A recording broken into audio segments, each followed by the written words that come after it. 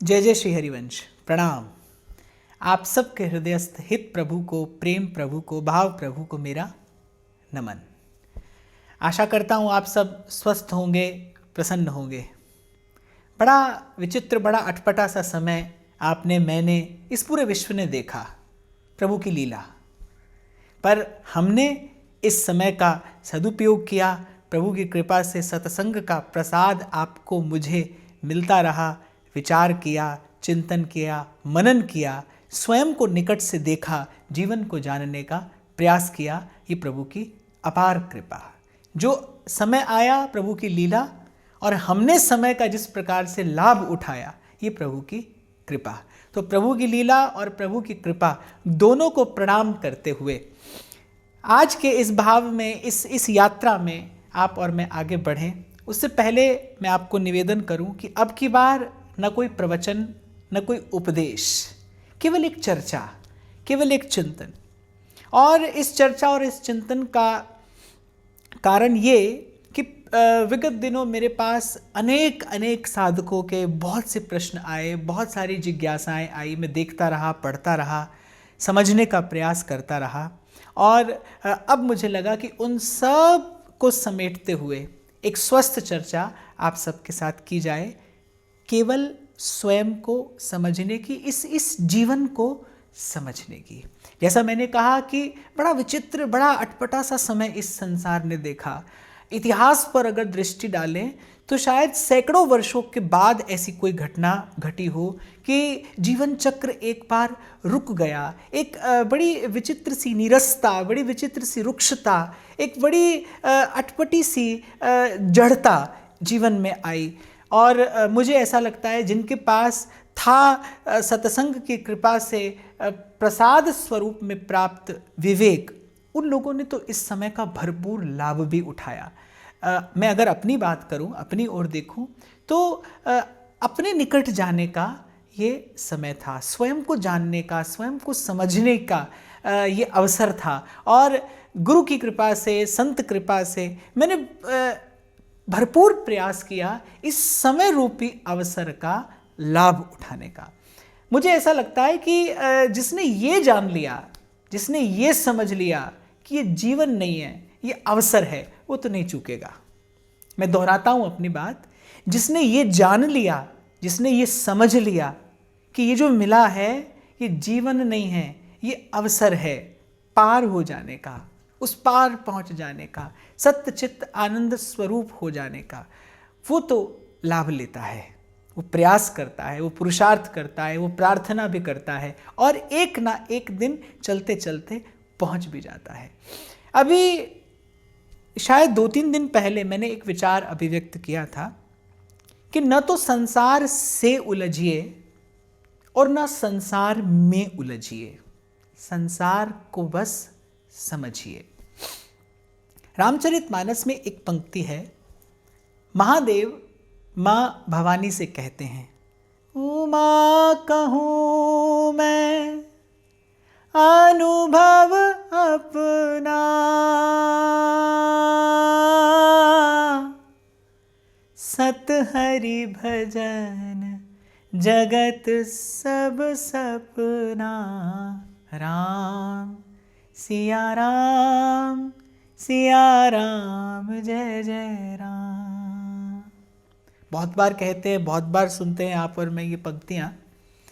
पर अगर इस पंक्ति की गहनता में उतरें तो बड़ा अद्भुत चिंतन, बड़ा अद्भुत प्रसाद ये 2 पंक्तियां देती हैं। क्यों ना दें। महादेव का वाक्य है, महादेव कह रहे हैं, माँ भवानी से उमा कहूँ मैं अनुभव अपना। अर्थात ये आधिकारिक घोषणा है। पहली बात तो ये अनुभव है, और अनुभव भी किसी साधारण व्यक्ति का नहीं है। ये अनुभव है किसका? त्रिभुवन गुरु का। ये अनुभव है स्वयं गुरु तत्व का। ये अनुभव है उस शिव स्वरूप, उस कल्याण स्वरूप प्रभु का। वो कहते हैं, उमा कहूँ मैं अनुभव अपना, अर्थात मैंने देख लिया है, मैंने जान लिया है, मैंने समझ लिया है, और अब मैं तुमसे कहता हूं, सत हरि भजन जगत सब सपना। क्या होता है स्वप्न? है कहूं तो है नहीं, और नहीं कहूं तो है। अगर आप कहें कि स्वप्न है यदि है तो फिर उसे अब भी होना चाहिए, पर आपके जगते ही तो स्वप्न नहीं रहता। और कोई कहे कि स्वप्न नहीं था, तो कैसे नहीं था? देखा, आपने उसे देखा, आपने उसे अनुभव किया। जिसे देखा, जिसे अनुभव किया, जिसे सुना, उसे कैसे असत्य कहा जा सकता है? उसे पूर्ण रूपेण असत्य कैसे घोषित किया जा सकता है? जिसे आपने अपनी आंख से देखा हो, जिसका स्वर आपने सुना हो और जिसका प्रभाव आप पर पड़ा हो। कभी कभी स्वप्न का प्रभाव होता है, कभी आप हंसते खेलते गुनगुनाते उठते हैं, एक प्रसन्नता के साथ, एक मुस्कुराहट के साथ आप बिस्तर से उठते हैं, और कभी कभी भयभीत होकर भी आप जगते हैं। तो स्वप्न का एक प्रभाव भी है, आपने देखा भी है, आपने कुछ सुना भी है, उसका एक प्रभाव भी है। तो वो असत्य कैसे हुआ? और यदि सत्य है तो फिर सत्य की सत्ता तो सदा होती है। वो कल भी होना चाहिए, वो आज और अभी भी होना चाहिए, पर वो आज और अभी तो नहीं है। तो स्वप्न क्या है? ना तो है और ना नहीं है। और ठीक कहा है कहने वाले ने कि है कहूं तो है नहीं, और नहीं कहूं तो है। इस है नहीं के बीच में कुछ ना कुछ तो है। सत हरि भजन जगत सब सपना। और स्वप्न से मुक्ति पाने का एक ही तो उपाय है, और वो है जागृति। आप और मैं संसार से मुक्ति की बात करते हैं। संसार से मुक्ति पाने का उपाय क्या है? स्वप्न से मुक्ति पाने का उपाय क्या है? जागृति। संसार रूपी स्वप्न से मुक्ति पाने का उपाय भी क्या है? जाग जाना। इसीलिए मैंने कहा कि न तो संसार में उलझिए और न संसार से उलझिए, बस केवल संसार को समझिए। मैं कई बार देखता हूं, और बड़ी त्रासदी है ये जीवन की। जीवन में बहुत सारे झंझट, अनावश्यक, व्यर्थ के झंझावात आपने और मैंने पाल लिए, केवल जीवन को न समझ पाने के कारण। जहां से मैंने आरंभ किया है ना, कि जिसने समझ लिया है कि ये जीवन नहीं है, ये तो अवसर है। अवसर दिया गया है आपको कुछ पा लेने के लिए, अवसर दिया गया है आपको कुछ हो जाने के लिए, अवसर दिया गया है आपको इस द्वंद्व से सदा सदा के लिए उस पार चले जाने के लिए। मन लगाने के लिए नहीं है भाई संसार तो बनाया है प्रभु ने मन से पार जाने के लिए। मैं कई बार कहता हूँ, प्रत्येक व्यक्ति कहता है, जो साधक है, जो थोड़ा बहुत साधन कर रहा है, उसके मुख से आप सहज में सुन लेंगे, भाई उस पार जाना है, उस पार जाना है उस पार। पर इसी भव सिंधु से होकर ही उस पार जाना है। इसीलिए बड़ी आवश्यकता है जीवन को समझने की। मेरे पास जितने साधकों के प्रश्न आए, जितनी जिज्ञासाएं आई, मैंने देखा कि वो सब प्रश्न, वो सब जिज्ञासाएं केवल जीवन को ठीक प्रकार से न समझ पाने के कारण है। मैं ऐसा नहीं कह रहा कि आप में से किसी ने जीवन को समझा ही नहीं। प्रत्येक व्यक्ति अपनी समझ से समझता है, प्रत्येक व्यक्ति अपनी समझ से करता है, और प्रत्येक व्यक्ति अपनी समझ से जो करता है उसे वो ठीक ही प्रतीत होता है। परिणाम ठीक नहीं आता अगर, तो जान लीजिए कि मार्ग ठीक नहीं था, युक्ति ठीक नहीं थी, विधि ठीक नहीं थी। इस जीवन का परिणाम अगर प्रसन्नता नहीं है, इस जीवन का परिणाम अगर विश्राम नहीं है, इस जीवन का परिणाम अगर प्रभु के चरणों का निष्काम प्रेम, निष्कपट प्रीति नहीं है, मान लीजिए कि आपकी मेरी जीवन जीने की विधि ठीक नहीं है। आप और मैं शायद वो युक्ति, वो जुगत जो अनुभवी महापुरुषों से पाई जाती है, वो शायद प्राप्त करने में आप और मैं चूक गए। तो बहुत सारे प्रश्न आए, तो मुझे लगा भाई एक एक प्रश्न का अगर मैं उत्तर दूंगा तो बड़ा दीर्घकाल अपेक्षित है। तो मुझे लगा कि सब प्रश्नों को, सब जिज्ञासाओं को समेटकर इस बार आपसे बस कुछ देर बैठकर चर्चा करनी चाहिए। और जैसा मैंने कहा कि न तो अब की बार ये कोई प्रवचन है, न कोई उपदेश है, केवल एक स्वस्थ सी हल्की फुल्की सी एक चर्चा है। और चिंतन का मैंने बड़ा महत्वपूर्ण और बड़ा प्रभावशाली परिणाम अपने जीवन में देखा है।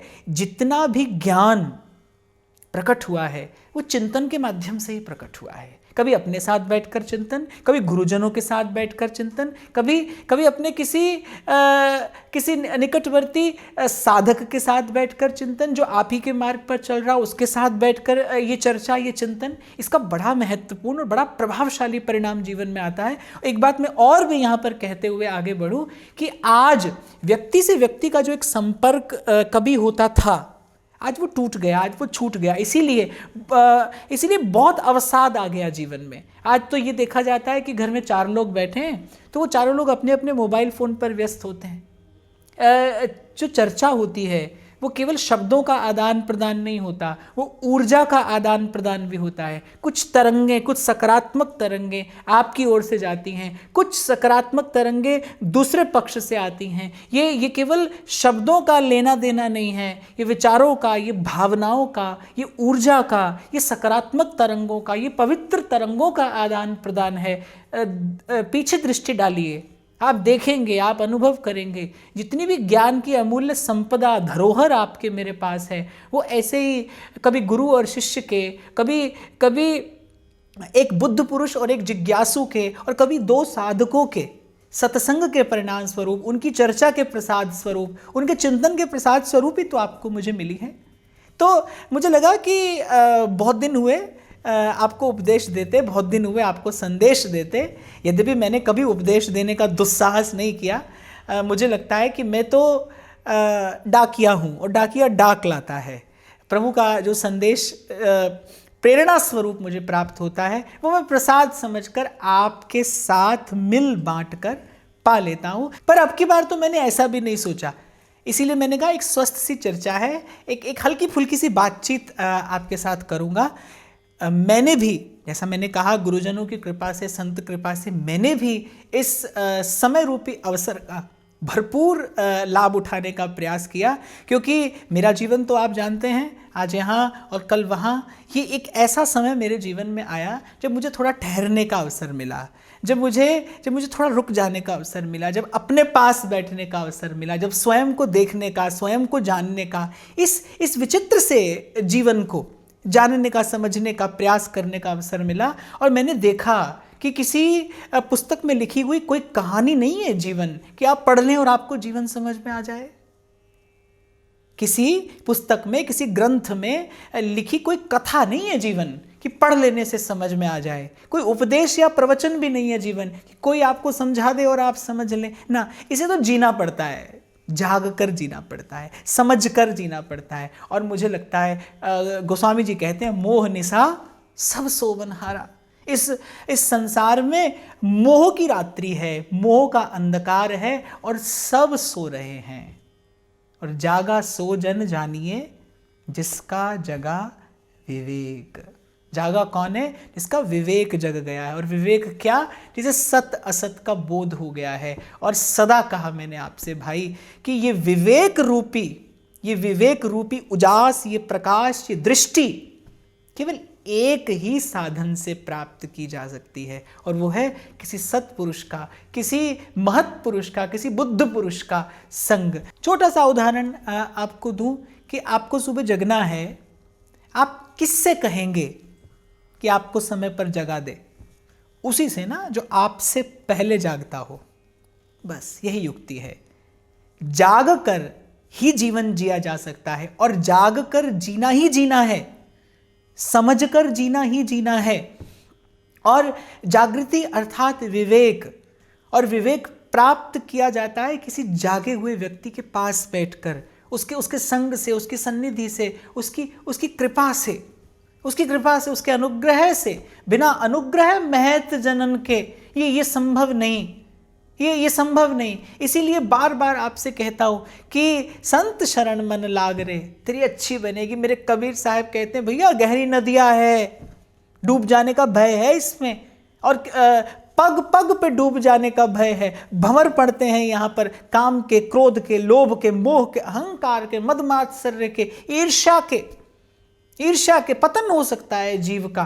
बड़े बड़े छोटे से अपराध के कारण भारी दंड मिलता है। कहा है किसी ने, मन ए दिल संभल कर जाना उस राह पर जहाँ खता कोई लम्हा करता है, सज़ा सदियों को मिलती है। थोड़ी सी भूल से जीवन का परिणाम कुछ का कुछ हो सकता है, और का और हो सकता है। इसलिए मैंने कहा भाई, जीवन को समझना है, जाग कर जीना है।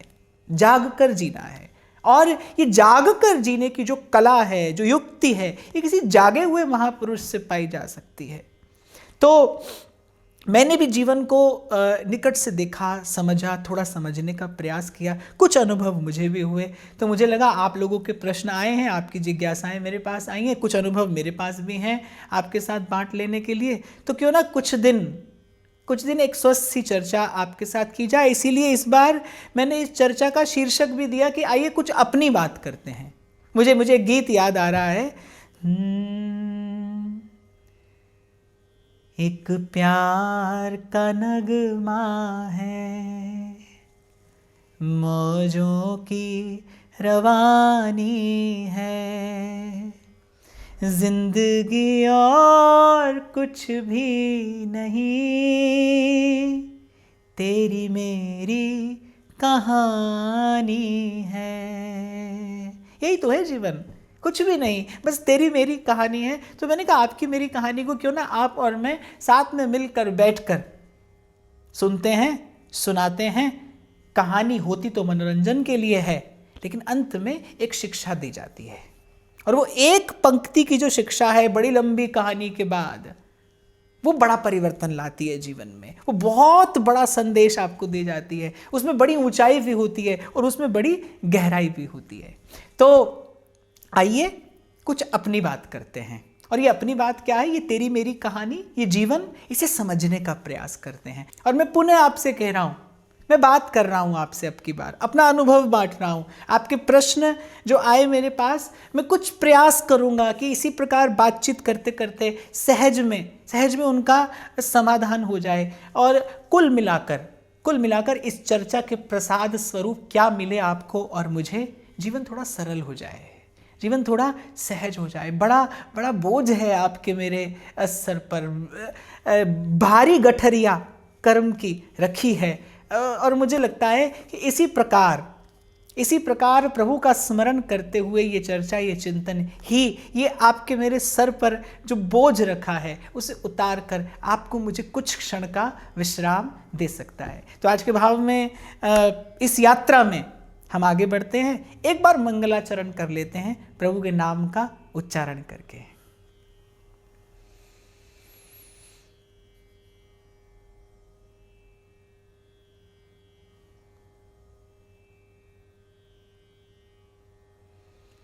मुकुंद माधव गोविंद बोल, केशव माधव हरि हरि बोल।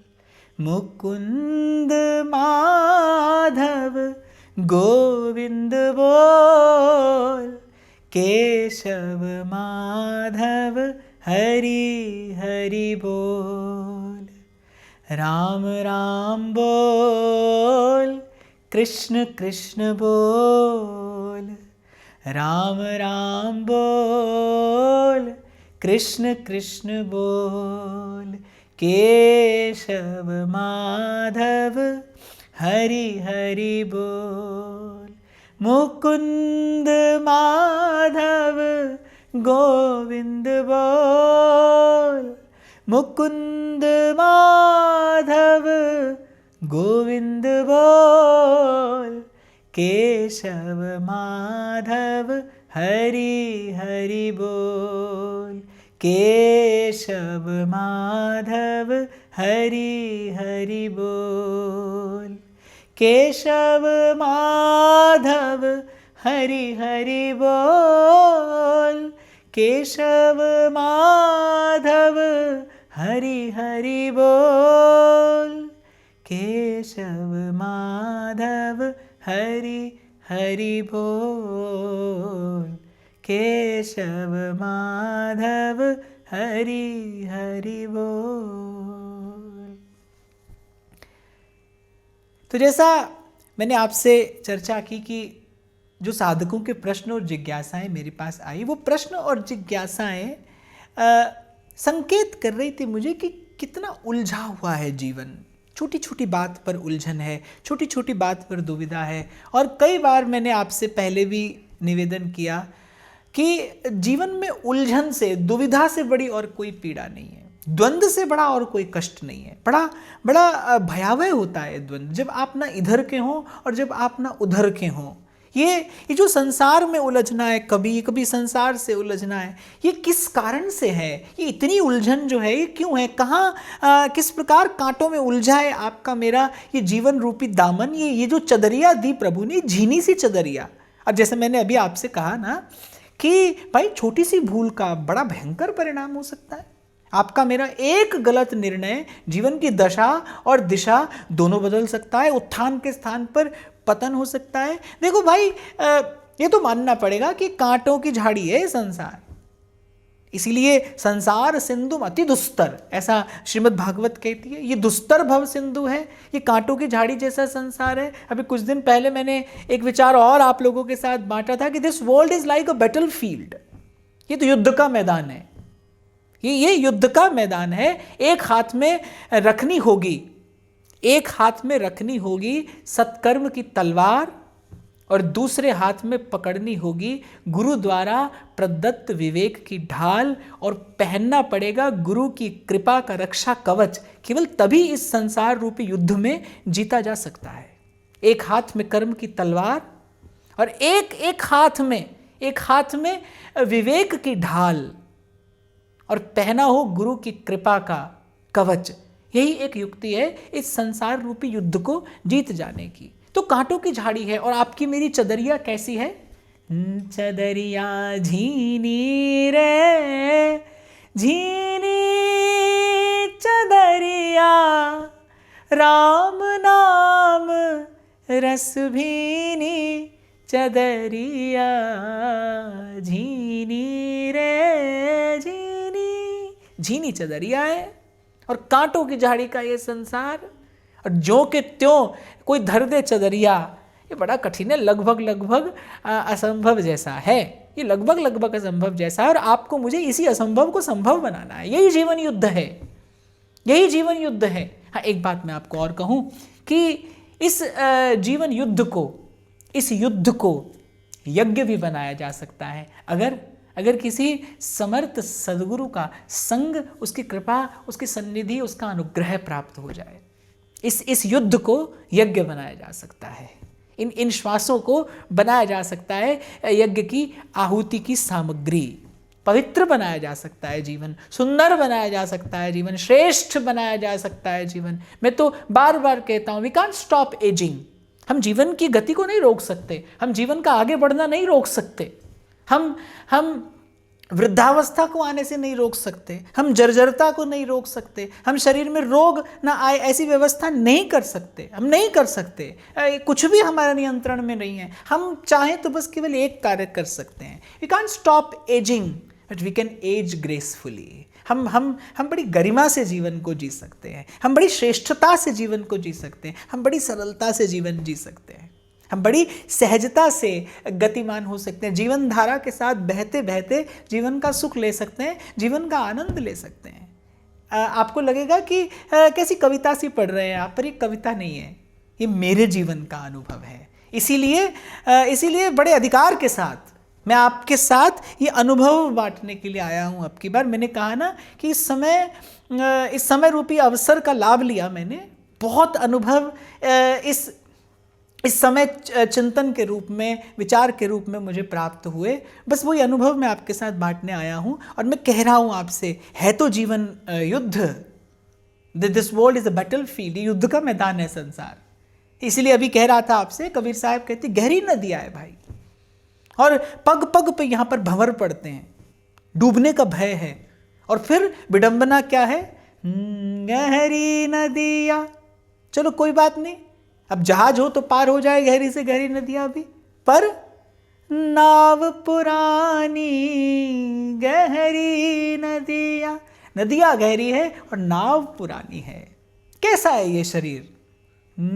पानी केरा बुद बुदा और मानुस की जात। अरे छोटा सा विषाणु, जिसे आंख से कोई देख नहीं पा रहा, जिस तक बड़े बड़े वैज्ञानिकों की बुद्धि नहीं पहुंच पा रही, छोटे से विषाणु ने सारे संसार को रोक कर खड़ा कर दिया। सारा जीवन चक्र रुक गया। कितना बड़ा बोध देती है ये घटना। अगर आप और मैं समझने का प्रयास करें तो कितना बड़ा बोध, कितना बड़ा संकेत, कितना बड़ा संदेश, कितना बड़ा उपदेश ये घटना देती है। एक नन्हे से विषाणु ने आकर सारे संसार की गति को रोक दिया। है क्या? ये नाव पुरानी तो है, ये जर्जर सा तन, ये महल जाने कब गिर जाए, ये महल जाने कब गिर जाए। या देही को गर्व ना कीजिए, माटी में मिल जासी। पैसा कहती हैं, कबीर साहब कहते हैं, रहना नहीं है देश बेगाना है। और जैसे मैंने कहा ना भाई, चदरिया झीनी है और संसार कांटों की बाड़ी है, ये मैं ही नहीं कहता, ये संतों का अनुभव रहा है। ये संसार कांटों की बाड़ी, उलझ उलझ मर जाना है, उलझ उलझ मर जाना है। और सतगुरु नाम ठिकाना है। एक ही तो आश्रय है, सदगुरु मिले तो फिर ये युद्ध यज्ञ हो जाए, फिर ये सांसों का आना जाना ये बोझ ना हो, ये आहुति हो जाए, ये जीवन श्रेष्ठ हो जाए, पवित्र हो जाए, प्रकाशमान हो जाए, आनंदित हो जाए। तो मैंने कहा कि युक्ति हो तो सरलता से भी जीवन जिया जा सकता है, जीवन धारा के साथ बहते बहते जीवन का सुख लिया जा सकता है, जीवन का आनंद पाया जा सकता है। पर समझना होगा आपको मुझे जीवन को, आपको मुझे जीवन को समग्र रूप से स्वीकार करना होगा। पहले आपको मुझे इस जीवन रूपी ग्रंथ को पढ़ा होगा। ग्रंथ पढ़कर, ध्यान दीजिएगा, ग्रंथ पढ़कर जीवन को नहीं समझा जा सकता, जीवन को समझकर जो ग्रंथों में लिखा है उसे समझा जाता है।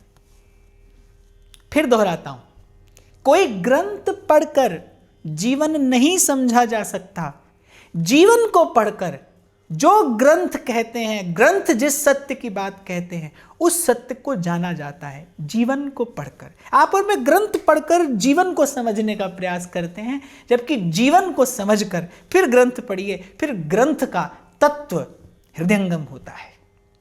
तो आज से मैंने ये यात्रा आरंभ की है।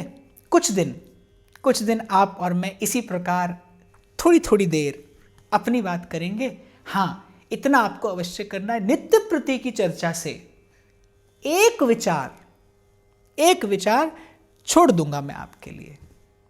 वो कौन सा होगा ये मैं आप पर छोड़ता हूं। एक विचार आपको चुन लेना है, उस एक विचार को चुनना है और फिर उस एक ही विचार को गुनना है।